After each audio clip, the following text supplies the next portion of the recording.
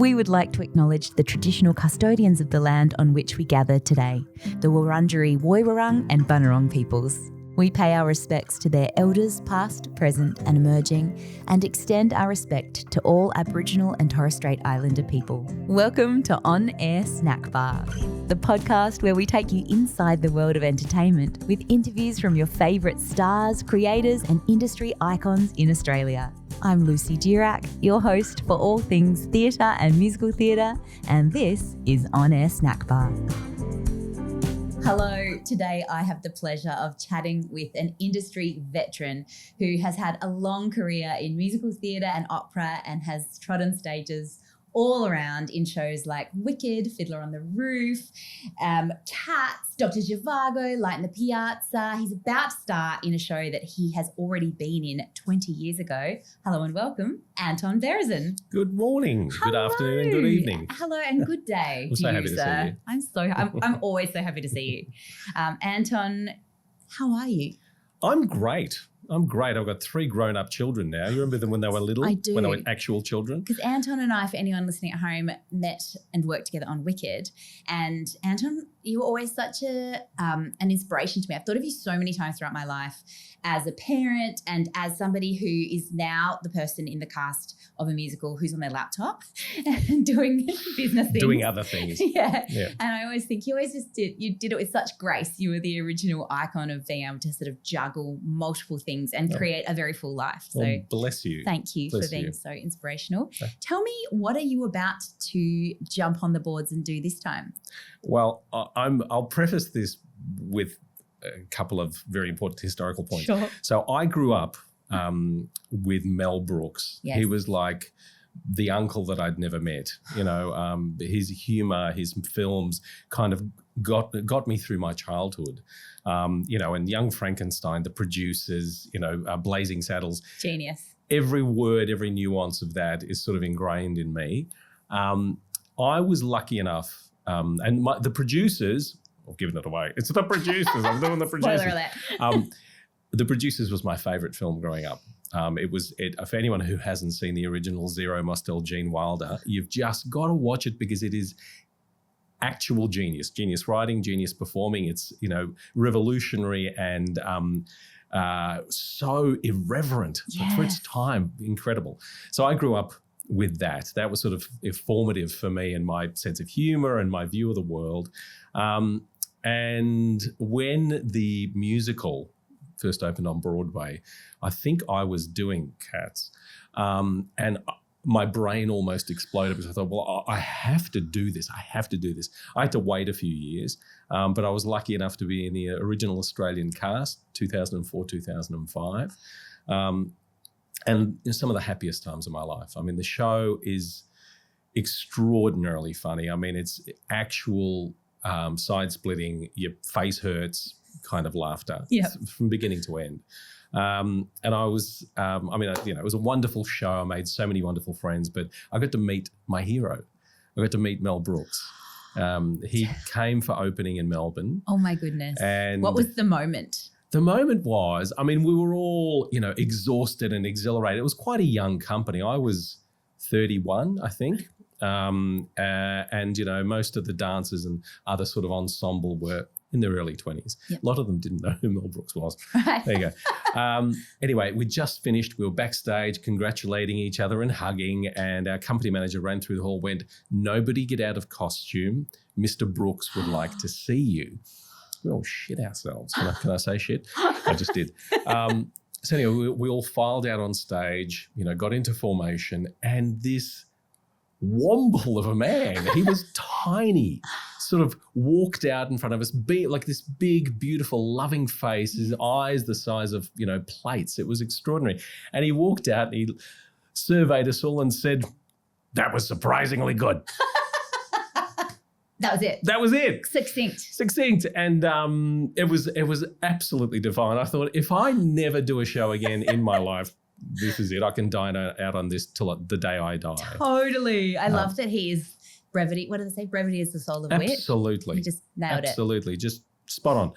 Like a tiny bit of reverse, like it is a compliment, but backhanded. Yeah, no, exactly. he managed to make a compliment comedic. And in that production, I understudied Max and Franz. So Max Bialystock, who's the sort of the central character in the play, the dodgy producer, and Franz Liebkind, who is the Nazi playwright who pens this. The worst play ever written. So they're looking for the worst play ever written, and they find this play called Springtime for Hitler, a gay romp with Eva and Adolf in Berchtesgaden. And it is literally like there's the big famous production number, isn't it? Is Springtime for Hitler. And it's a delight. It's the campest thing you've ever seen. And, people goose stepping and swastikas on and bombs going off. It's crazy. It's amazing how something that still is so. I mean, that's obviously so shocking, but that was made then. Yeah. And So I don't know that we've got the courage to make something like that. Yeah, now. I guess you'd be more worried that. Well, A, worried that you'd hurt somebody, but B, worried that you'd be cancelled. There is that. Yeah. But having said that, the same issues exist nowadays with extremism and anti-Semitism that make this play so necessary. So relevant. Yeah. Probably more relevant now than maybe 20 years ago. Certainly in the last couple of years ago. Yeah. So anyway, the short story, that was the long story. The short story is I get to do the producers again, and this time I get to play Max because I'm age appropriate. Perfect. And 31-year-old Max back then. I didn't get on. I didn't get on Did you? once. Not ever? Not once. Just no. We had a standby, and I did understudy calls for a year. And I loved it. I mean, it's clowning at its best, which I just adore. And you're so great at that. Have you been preparing and getting back into it? When do you start? We start rehearsals first week of March. Okay. So we've got a month of rehearsals, then just a month of performances at the Hayes. Has it come back to you quite easily? I mean, funnily enough, during the audition process, I went back and looked at it and it was all still in my body. Yeah. And I loved it. It was such a joy to revisit the material. And who have you got opposite you? Des Flanagan. Fantastic. The beautiful Des Flanagan. Oh, you guys are going to be so incredible together. Yeah, he's divine. The audition, I auditioned with a few different Leos. Leo Bloom, who's the hapless accountant, the terrified, frightened young man who gets dragged along through this adventure. It's a buddy comedy. Yeah. It's a buddy comedy. Classic. Des was divine. Beautiful, like exactly the right sort of energy, innocence and anxiety. Yes. So I can't wait. Can't wait to start working with him. That's going to be beautiful. Oh my goodness, how good. And who's your, oh my goodness, what's her name? Chloe Dallymore's character. Ali Kashmir. She's a recent VCA grad and an extraordinary talent. And it was funny when Josh, our producer, told me, I thought, ooh. He said, young VCA grad, she's wonderful, she's beautiful, stunning performer. I think, why does that name sound so familiar to me? So I did what you do in the 21st century and I stalked her on Facebook. And we had all these friends in common, which is normal. Yeah. All my kids are friends with her. That's odd. And then it dawned on me. She went to school with two of my kids. My goodness. She's the same age as my 22-year-old daughter. How gorgeous. And they shared the role of Adelaide in Guys and Dolls when they were in year 11, I think. That's divine. Which is hilarious. I love that. That sounds amazing. Yeah. Who else have you got filling out the cast? I don't know yet. Oh, that's exciting. It's going to be a big surprise. Can we talk about how fantastic? Talk about you being such a wonderful businessman, producer and performer. Josh Robson. I know. Same sort of gamut of incredible young, hungry, ambitious. Yes. Willing to take a risk. Yep. It's really inspiring. He's such a good guy. Actually, he does remind me of you. I did Shrek the musical Josh was playing one of the three pigs and was very busy backstage. And his wife, Ash, was also working on the show, chaperoning the kids. And they're just a wonderful couple, theatrical couple. And he was, organising other productions that he had in different cities and just being, and I think he was also studying to be a high school principal at the same time. That's news to me. Yeah, incredible. Yeah. He mustn't be a high school principal. No, he's too good at this. He hasn't got enough time, I think, to do that as well. He's a stunning performer. Yeah, I don't know whether did you see him do Phantom? No, but I saw him do. Was it the Rob Guest Endowment? Must have been. And I was like, wow, who is this guy? He's so good. Stunning. He was a stunning Phantom. And then about 4 months after the hander on the harbour, Phantom closed, we did a production of Phantom, like, you know, in the Opera House and at the Art Centre. That one. Yeah, which was great. And I really enjoyed that. Towards the end of our season I think it was in Melbourne, we were struck down by COVID. Of course. So we had so much COVID in the company. There were no Phantoms left in the building. No more rows left in the building. We still had a Phantom, thank God, just. And they got Josh in with a one afternoon's notice to play Raoul. He'd never played that role before. He played the Phantom. And the champion learnt it. He got up and he did it. He was in some of the wrong places, but whatever. What are you going to do? He sang the absolute bejesus out of it. Incredible. It was wonderful. And I think he must have done a week in the end, you know, while people recovered. But it was a Herculean Olympic gold medal winning feat. It was extraordinary. That's epic. I love those moments in theatre. And I remember, whilst I didn't see that production on the harbour of Phantom, I did see the video of the night that it was torrentially raining. With he and poor old Georgina Hobson. And he and Georgina Hobson just being completely drowned by torrential rain. You know those waterfall showers that you pay a lot of money for? Like you install this giant head in your shower? That was it. That was it. And they just kept going. Like, what troopers. Yeah. And have you ever done anything where that has happened to you? I mean, I've only done one show outdoors. I did a Shakespeare in the park a few years ago. Oh, lovely. We got rained on, but nothing like that. Nothing even vaguely. Yeah, I haven't done anything where I've been rained on like that. But sometimes they do, you know, when they say don't work with children, animals, and they should add and outdoors. Man. Yeah. Have you worked with children and animals? Have you had that experience? Animals. Definitely not animals. No. But children, plenty of times. Yeah. I mean, plenty of shows there are kids on them. Yeah. I've never produced a show with kids in it, but I used to use my kids for publicity and stuff when they were little. We did back in 2009. Do you remember Yo Gabba Gabba? Yeah. Right. Best kids show in the history of kids shows. That cool DJ Yeah, guy. it was so cool. Yeah. So we toured them around Australia for years. So we great. brought them out. And the first time we brought them out was 2009. And we did a media event in Burke Street Mall. And we needed kids. So my kids, who were then 4, 7 and 8, all got dressed up. My son got dressed up in a dinosaur costume.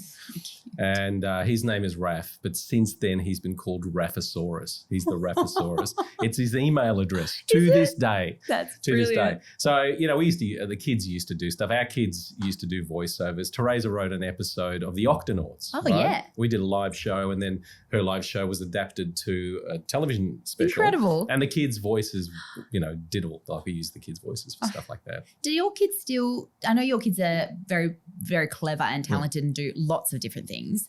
Do any of them want to join you and Tess in the industry? Too smart. No. You've nailed it. How did you do that? I know. That's the biggest parenting. Look, I mean, we did nothing to discourage them, and even Teresa tried to convince our son to go to VCA, and they're all stunning singers and, you know, great musicians, and they love it, but they don't want to do it for money. Yeah. You know, Raph, who's 19 now, he's studying science and arts. Teresa tried really hard to convince him to go to VCA because he's a better singer than me. He's a stunning singer. He's like, nah, I'll do it for fun. Yeah, sure. I don't need to do this for money. That's good on them, thank God. the dream. Yeah, I know. Well done. It's funny though, isn't it? Because I think I've chatted once to Leon Ford, who's a great actor, and his wife Alice Bell is an amazing playwright and screenwriter, mostly these days actually. Sorry. Anyway, they've got 3 kids, and I said, gosh, are you worried about your kids ending up in the industry? And he was like, well, no, we love what we do. And I was like, yeah, I mean, that is true. That is true. Yeah. But it's just that double-edged sword of the uncertainty. Exactly. And like, you know, if you have to do it, you'll do it. Yeah. You know, I think it would be a sad world if people were so trapped they couldn't express themselves creatively. And that certainly is not the case in our house. You know, if the kids wanted to do it, they'd be doing it. Yeah, absolutely. Were there clues when you were a child that you would end up in the entertainment industry? That's a really interesting question. I grew up, I'm a migrant kid, so I came here when I was 4, and my family were very frightened. So we came as refugees. So the idea of being anything other than a doctor and a lawyer didn't actually enter my mind until I was about 20. Right. I always did music. You know, I did ballet as a kid until the boys at school started beating me up and calling me a poof. I shake my fist at them. I'd be a much better dancer if I'd stayed on. Anyway, and I loved it. I always loved it. It actually, you know, I mean, you know what it's like. It feeds your soul. Yes. What instruments do you play? Cello. Yes. I'm really good. I'm probably a better cellist than a singer, but don't tell anyone. Did you play cello in one? No. I did. Yeah, once. I've done it a few times. I played in The Great Comet, which I did just last year at Darlinghurst in Sydney. Once.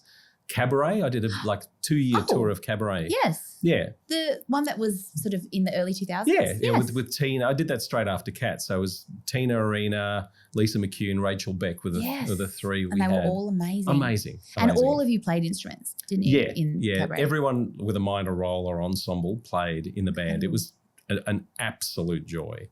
How fabulous. Yeah, so I mean, I guess if I'd had the brain space to consider it as a career, I'm sure I would have. But, you know, I was on a fast track to being a lawyer. I got into law. I did 3 years of law, bored out of my brain, and started doing student theatre stuff. But it wasn't until I was in third year. So I was, second year. I think I was just 19, second year.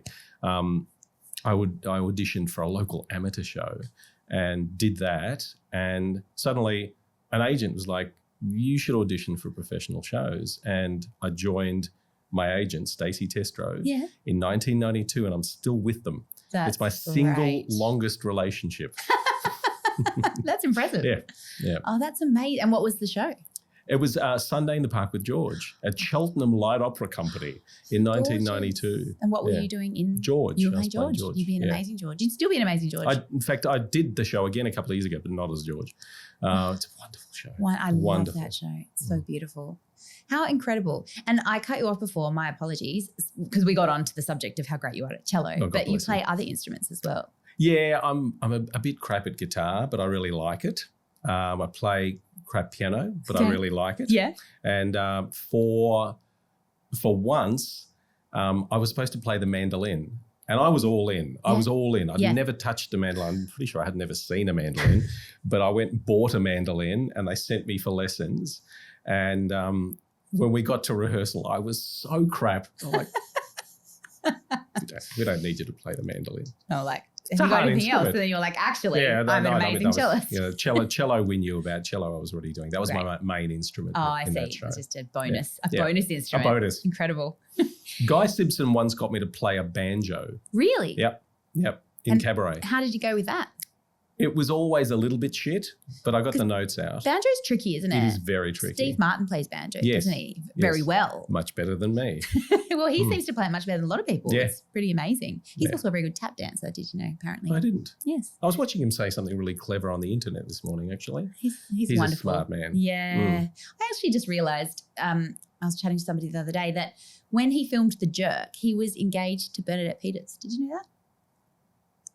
No. Neither did I. Now there's a power couple. I know. Yeah. They were engaged for quite a while apparently. Anyway, why did it end? I don't know. That's sad. Two absolute legends of the theatre right there. Oh, who have you been inspired by in your long and varied theatrical career? Oh, bless you. I mean, my hero performer is Mandy Patinkin. Oh. I'm obsessed with him and have spent my life obsessed with him. When I was doing George, when I was 19 and started listening to him, and I wasn't into shows. I didn't really. Wasn't your thing? It was my thing until I heard Mandy Patinkin sing Somewhere Over the Rainbow, which was so cuckoo. And I just loved it. And and then the next thing he did was The Secret Garden. Yes. And that was my first tour. I managed to book that when I was 22 and go on tour and understudy Anthony Warlow playing the role that Mandy played. So it was a dream come true. So I still pinch myself thinking, how did I manifest that? That's meant to be. Yeah. Do you know, I had that CD that you put out, that your company put out with Anthony Warlow and Philip Quast and Marina. Yes. And I listened to that. It didn't have the full gamut of songs. No, it was just an EP. It was a selection. Yeah, and I reckon I listened to that hundreds of times in my suburban Perth bedroom, just dreaming. Yeah, with Susan Ann Walker. Yes, Susan Ann Walker. Yeah, Tom Blair as Dickon. And Ross Hannaford. Incredible theatrical royalty. Yeah. What a beautiful production that must have been. I never saw it, stunning. But I've imagined it in my brain that many times. I feel like I actually have seen it. And of course, that was in the day before Google, but as I think somebody had given me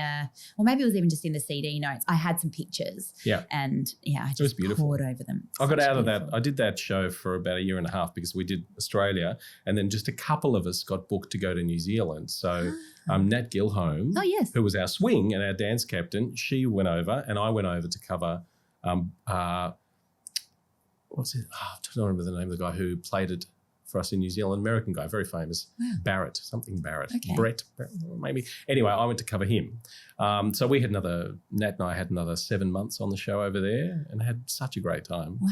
Got out of that tour and thought, surely nothing's ever going to beat this. This is the best it could possibly. No, it was great, but every show has been special. Yeah. Have you got a show that you just sort of think is a perfect kind of music box memory or chocolate box memory in your mind? Yeah. I reckon probably a peak memory for me, a peak career experience was Fiddler on the Roof in 98, 99, like the first time Topol, Haim Topol came out to do that. And I was playing Perchik on that thing. It was incredible. And that's a beautiful role too. Oh, and am I right that you speak a few languages? I speak Russian fluently as my first language. I speak Yiddish well enough to get by. I've been trying to learn Hebrew again. I've got bar mitzvah Hebrew, which is utterly useless. But I've been trying to learn that again in the last few years. Yeah. Did you see the production of Fiddler or were you involved in that at all? That had Yiddish, that was in Yiddish? Yes, I saw it in New York. It was incredible. It was one of the most visceral experiences I've ever had in a theatre. And when it was coming over here, I desperately wanted to do it. I auditioned my absolute face off and it got cancelled. Oh, it didn't end up happening? No. Was that around? It was COVID. Yeah, COVID times. Yeah, beginning of COVID. I was thinking, why didn't I see that? But that must have been incredible because that was such a special show to you, but also because of your background. Oh, man. I was up in Sydney doing, actually at the Hayes, I was doing Bridges of Madison County. And so the callbacks and the auditions were all sort of during our second week of season. Oh, wow. And we had to audition in Yiddish, right? So I was auditioning for Tevye and I had to learn reams of material in Yiddish.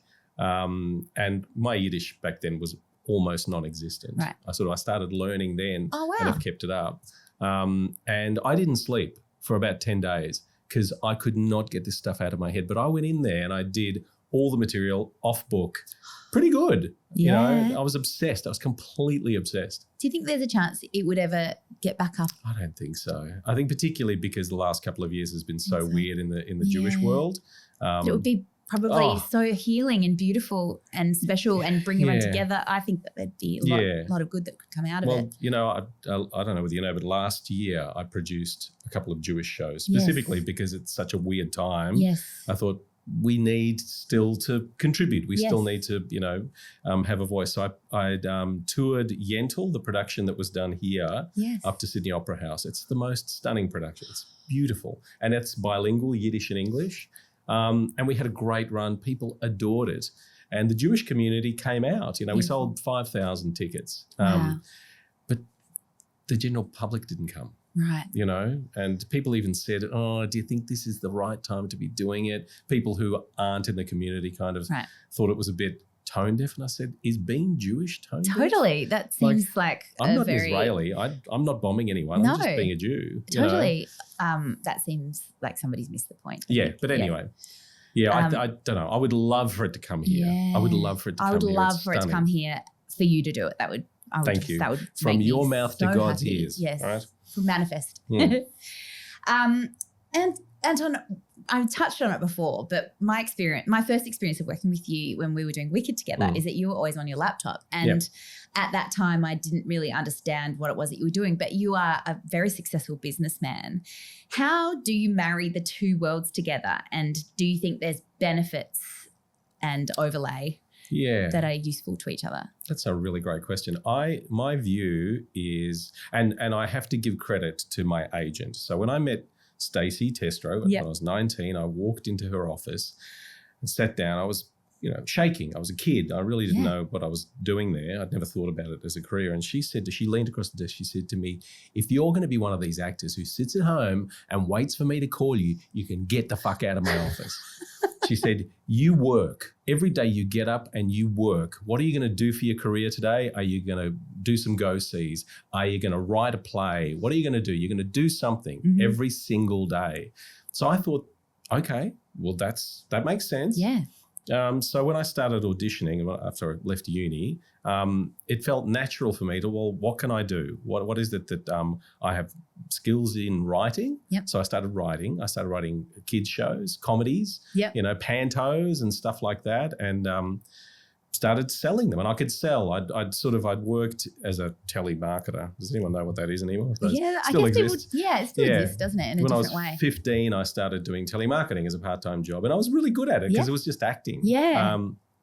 So I started to go out and sell these little shows I wrote to festivals and shopping centres and, local governments for events. Did you just cold call these people? Just cold call them. Amazing. I was afraid of nothing back then, And nothing to lose, I guess. Nothing to lose. I was at zero, so the only way was up. Totally.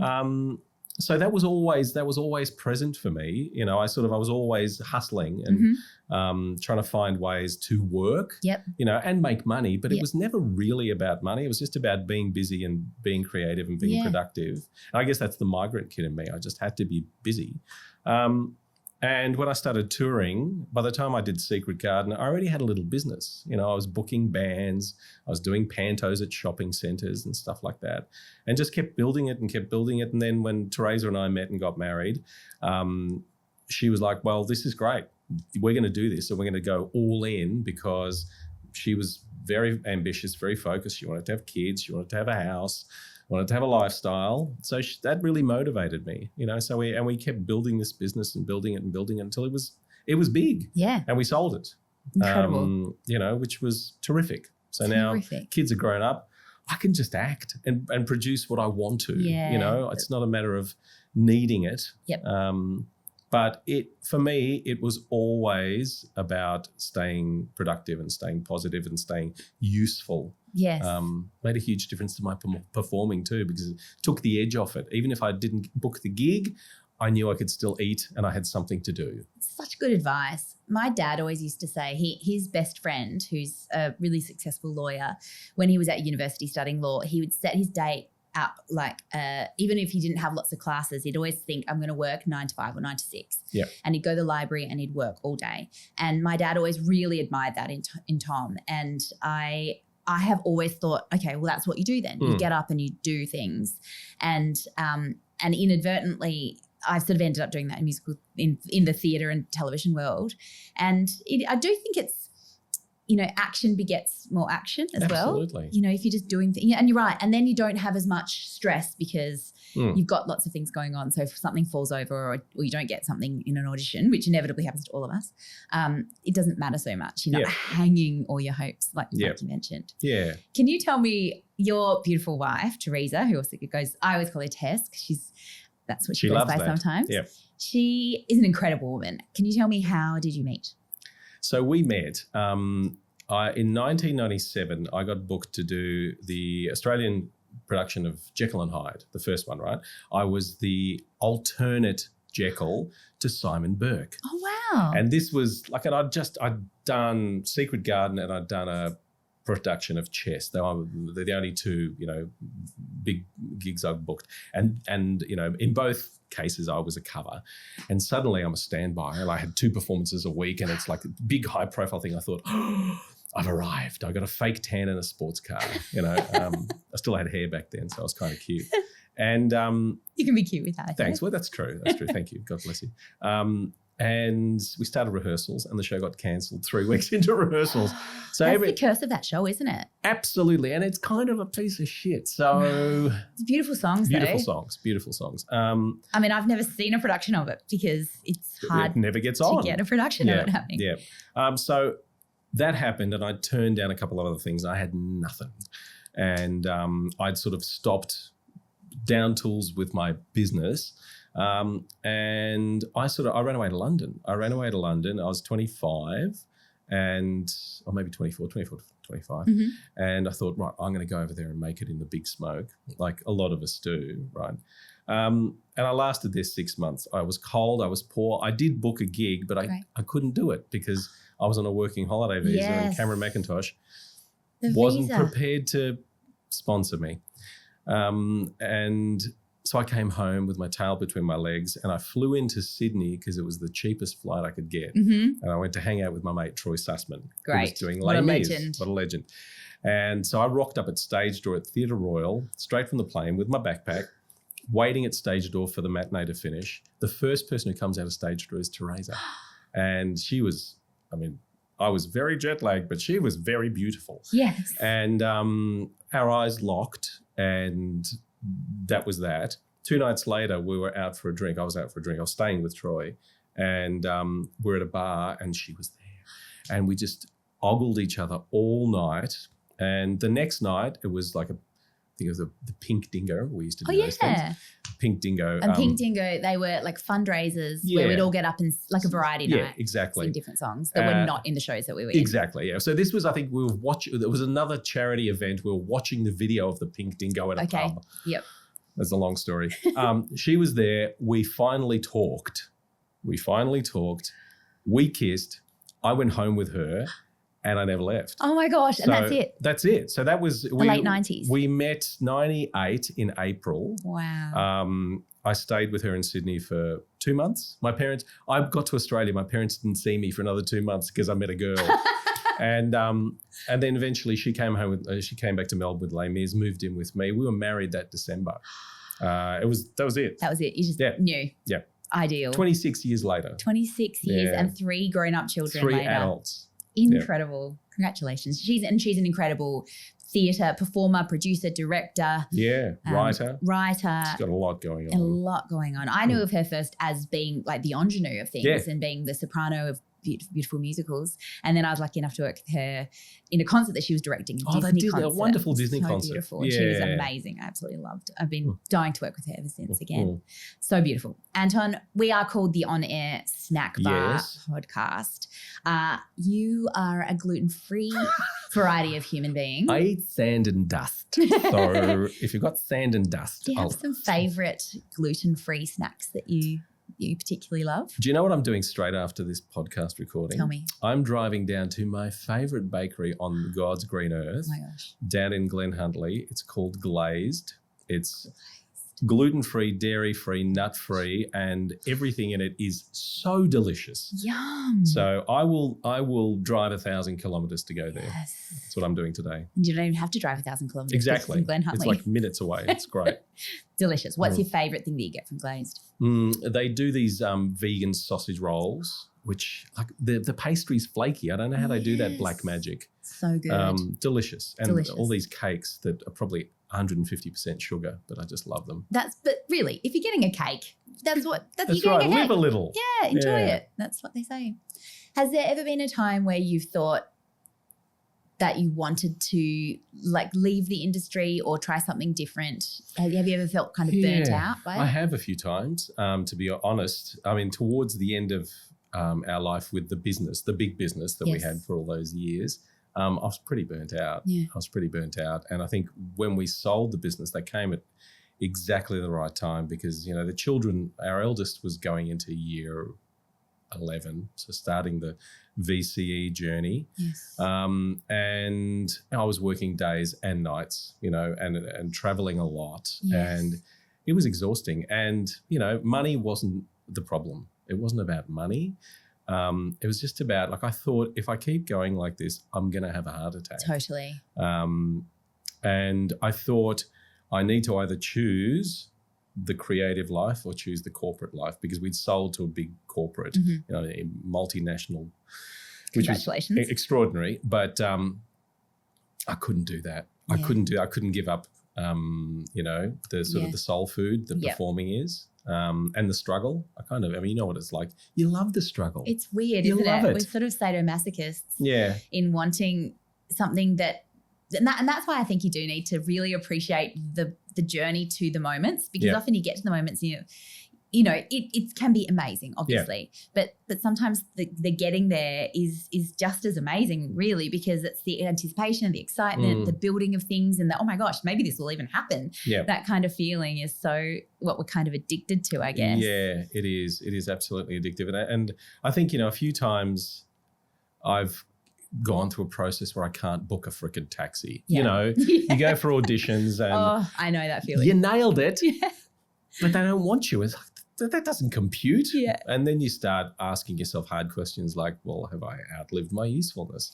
Am I now in an age bracket that's not bookable? Blah, blah, blah, blah, Totally. blah. And I've definitely had moments. I mean, you I've have had them. those Yeah, too. you have them every so often. Yeah. But the reality is, if you have to do it, you just keep doing it. That's it. And we have to do it. And do you think that is your way out of it, is just doing it, just putting one foot in front of the other? Do you know what really helped me? Is I decided about 5 years ago that I wasn't going to be a snob about what I did, and I would start saying yes to things that I probably could say no to. Yep. And I've done a few independent things where there's next to no money. Yep. But it's still the same. Yeah. It's the same. It's the same. In fact, I just finished doing a beautiful independent show at Theatre Works called Bearded, which sold out. It was about two young queer kids coming out to their parents, and I played this religious nutter who was running for government on a platform of, no gay marriage and, Christian values. And it was such a joyful experience. So I've done a few independent shows over the last few years that, you're still building your skills. You're still using your, your life experience and, the skills that you have, and you're still talking to an audience. Yeah. It's made a huge difference for me. That's wonderful. That's such good advice, to do things, to not be a snob and do things for the joy. Yeah. That's excellent advice. It has been such a treat. Thank you so much for coming today. Lucy Jurek, absolute delight. Theatre with me. Theatre and life. Indeed. The curtain has fallen for today's episode, but subscribe on YouTube and follow the On Air Snack Bar channels on Spotify, Audible, Apple Podcasts to stay tuned for all the latest updates. We will be back next week with more exclusive interviews from the world of Australian theatre. Until then, keep on snacking.